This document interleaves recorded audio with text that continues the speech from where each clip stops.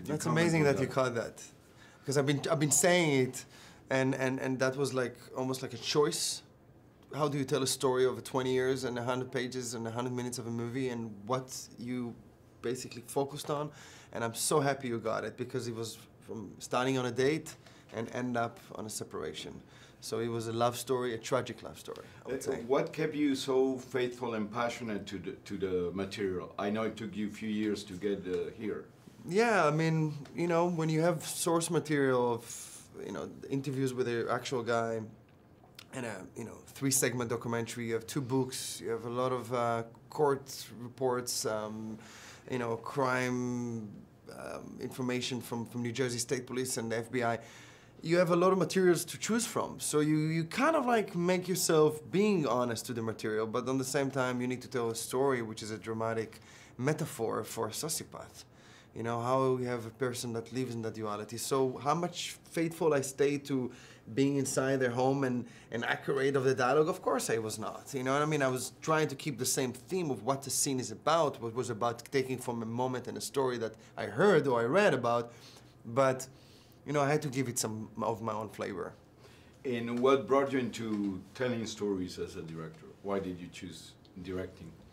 Well, you know what? I didn't want to be a director. In fact, my dream was to be an editor and a sound designer. And I always had a camera when I was a child, but then law school and the army kind of like took it away from me, and then I came back, and I think what made me the strongest feel to be in the director chair was like, in the post-production, I was really frustrated a lot of the time when I got material from directors, and it's like, oh, if I would shoot it just like that, and if I was telling him to not be so over, you know, and I will, you know, reduce her performance a little bit. So I understood that, you know, if you have that control and you have that guts to put yourself out there in front of all the world and say, this is what I did, how do you feel about it? And you don't care if, you care obviously, but if people will look at you, it's like, yeah, you fucked it up, man.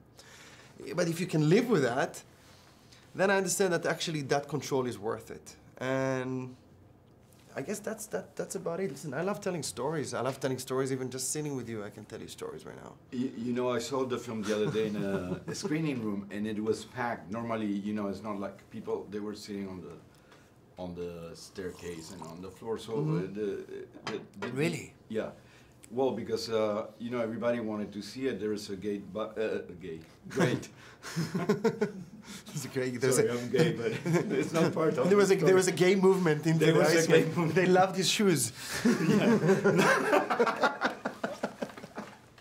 No, there's a great buzz about the film because it went to Venice, to Toronto.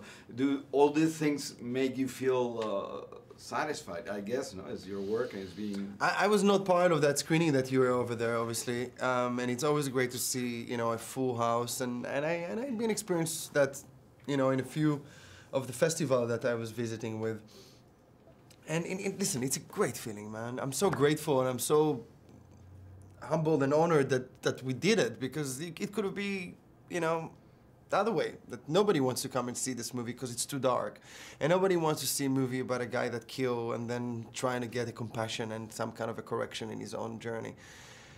So, you know, when it happens and you actually made it and it actually works, then the satisfaction is huge. So hearing that, you know, all the reporters was crumping down to see a movie, and what was the tone? I mean, how people left the room, they liked it? Like, yeah, it was in the elevator, everybody was like, oh my, yeah, great. That's amazing. So it's make my heart warm. I don't think it's a dark movie. Well, I have to leave because they're kicking you out? See you. Wow. Well, you finished the last question. Wonderful talk. Huh? Finish the last question.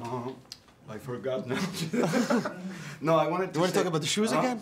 No, the cast. How important was it to have all these people? I mean, great actors like Winona, Michael, Ray Liotta.